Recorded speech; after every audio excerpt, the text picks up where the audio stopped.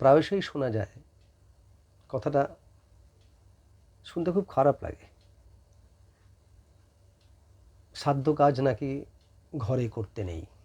হ্যাঁ, গ্রামগঞ্জে এগুলো খুব শুনি, আমাদের শহর অঞ্চলে এটা নেই, কিন্তু গ্রামগঞ্জে খুব শুনি সাধ্য কাজ ঘরে করতে নেই।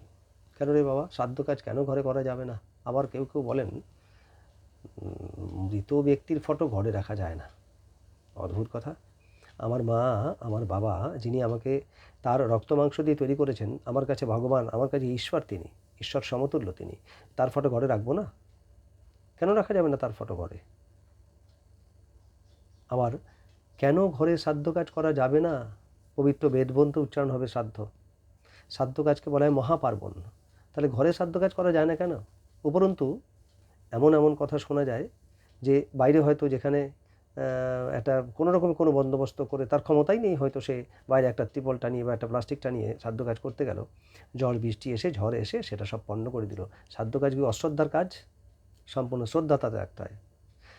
শান্তি মন্ত্রটা পড়ে ঘরে গঙ্গাজল ছিটানো হবে, সেটা ঠিক আছে। গীতা পাঠটা ঘরে করতে পারবে, সেটা ঠিক আছে। কিন্তু মা বাবার ফটো বসিয়ে ঘরে সাধ্য কাজ করা যাবে না, এটা কোন ধরনের নিয়ম? আমাদের শাস্ত্র কখনো বলেনি যে তাকে অবহেলা করা, তার ফটোকে অবহেলা করা। অভক্তি নয়, শ্রাদ্ধ শ্রদ্ধার কাজ। শ্রদ্ধা সহকারে যে কাণ্ড করা হয় তাকে শ্রাদ্ধ কাণ্ড বলা হয়। সুতরাং এই সমস্ত কথাগুলো অপপ্রচার যদি হয়ে থাকে তাহলে সেগুলোকে বন্ধ করুন। আপনারা এটা ভালো করে বুঝে নিন।